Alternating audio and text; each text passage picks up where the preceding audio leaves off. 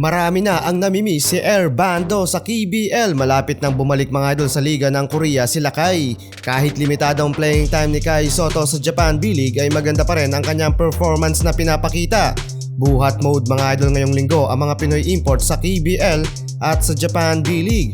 Habang mainit mga idol ang mga liga dito sa Pilipinas, pinapainit din mga idol ng ating mga Pinoy Hoopers ang malamig na temperatura sa Japan at Korea. Lipad tayo mga idol papuntang Korean Basketball League kung saan naglalaro sina Ethan Alvano para sa Wonju DB. Paldo mga idol si Kabayan sa huling laban nila, kumana siya ng 23 points, 8 assists and 3 rebounds while shooting 10 of 15 from the field. Nilampaso nila mga idol ang kanyang KJC sa score na 84-99. As of now mga idol, hawak pa rin nila ang top 1 seed sa liga with 30 wins and 9 loss record. Samantalang gumagawa na din mga idol ng pangalan si Miguel Ocson sa KBL para sa kupunan ng Ulsan Movies Phoebus. 2 beses na mga idol nagpakitang gilas para sa buzzer beater 3-pointer.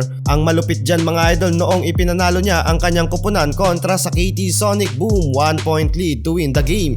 At sa recent game nila kontra sa championship contender team na SK Knights, half-court buzzer beater mga idol sa huling segundo ng first quarter. Overall game mga idol, panalo din naman sila sa score na 92-80. Kumana siya mga idol ng 14 points, 3 assists and 2 rebounds sa loob yan mga idol ng 42 minutes playing time.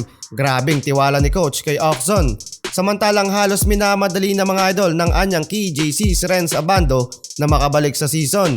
Nasa bingit na kasi mga idol ang KJC ng pagkalaglag para sa playoffs ng liga. Expected mga idol na makakabalik si Renz Abando by the end of February, pero mas okay pa rin mga idol kung bumalik sila kay yung fully recover siya para makapag all out sa game. Kasalukuyan kasing nasa ilalim ng standing ng liga ang kupunang pinaglalaroan nila Kai. Pero suportado at present pa rin mga idol si Renz Abando sa mga laban ng KJC sa ongoing season.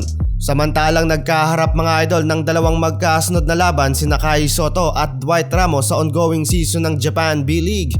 Ang nakikita kong laruan ni Kaiju honestly mga idol hindi consistent sa playing time. This time mga idol naglaro lamang si Kai Sotto ng almost 11 minutes playing time at kumamada pa siya ng 10 points and 2 rebounds, which is hindi na din mga idol masama para sa ating pambato. Pero mas maganda sana kung napaka-aggressive ni Kai sa low post at dapat laging galit sa ring. Samantalang halimaw ang nakalaban ni Kai Sotto na si Dwight Ramos. Second to the leading scorer sa game, kumana lang naman siya ng 25 points, 4 rebounds, 5 assists and 3 steal sa loob ng 35 minutes playing time. Dalawang magkasunod na tinalo ng Livanga Hokkaido ang Yokohama. Sa tingin mo mga idol at sa nakikita mong galawan ngayon ng ating pambato, nagkaroon na ba ito ng malaking improvement? I-comment mo na yan sa ating comment section. 그리고 이 자유투 2개를 통해서